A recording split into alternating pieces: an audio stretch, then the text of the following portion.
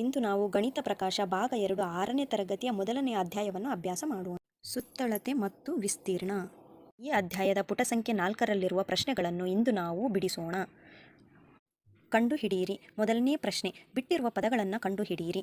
ಆಯತದ ಸುತ್ತಳತೆ = 14 ಸೆಂಟಿಮೀಟರ್, ಅಗಲ 2 ಸೆಂಟಿಮೀಟರ್. ಹಾಗಾದರೆ ಉದ್ದವನ್ನು ಕಂಡುಹಿಡಿಯಿರಿ ಎಂದು ಹೇಳಿದ್ದಾರೆ.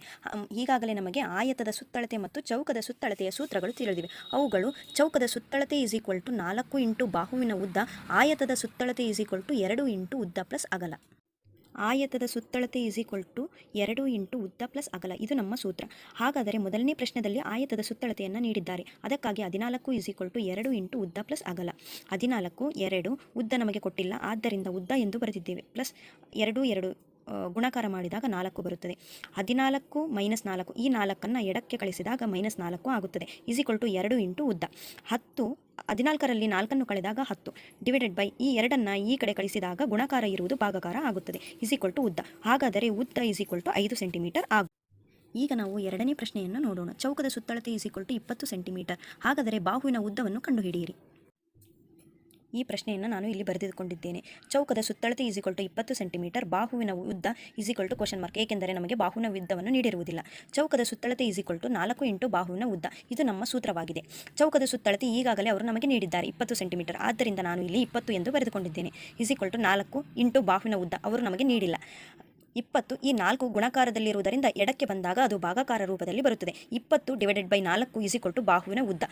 4 1 4 5 20, ಆದ್ದರಿಂದ ಬಾಹುವಿನ ಉದ್ದವು 5 ಸೆಂಟಿಮೀಟರ್ ಆಗಿರುತ್ತದೆ. ಈಗ ನಾವು ಮೂರನೇ ಪ್ರಶ್ನೆ ಅಂದರೆ ಸಿ ಅನ್ನು ನೋಡೋಣ. ಆಯತದ ಸುತ್ತಳತೆ = 12 ಮೀಟರ್, ಉದ್ದ 3 ಮೀಟರ್. ಹಾಗಾದರೆ ಅಗಲ ಎಷ್ಟು ಎಂದು ಕೇಳಿದ್ದಾರೆ.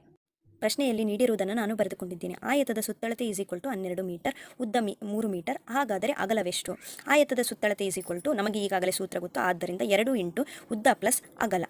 ಆಯತದ ಸುತ್ತಳತೆ 12 ಮೀಟರ್, ಆದ್ದರಿಂದ ಇಲ್ಲಿ 12 ಎಂದು ಬರೆದುಕೊಂಡಿದ್ದೇವೆ. 2 ಇಂಟು ಉದ್ದ 3 ಸೆಂಟಿಮೀಟರ್, ಆದ್ದರಿಂದ 3. ಅಗಲ ಇಲ್ಲಿ ನೀಡಿಲ್ಲ, ಆದ್ದರಿಂದ ನಾನು ಅಗಲ ಎಂದು ಬರೆದುಕೊಂಡಿದ್ದೇನೆ. 12 = 2 3 6 ಪ್ಲಸ್ 2.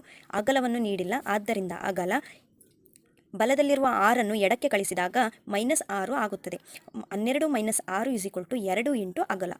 12ರಲ್ಲಿ 6ಅನ್ನು ಕಳೆದಾಗ 6 ಬರುತ್ತದೆ. = 2 ಇಂಟು ಅಗಲ.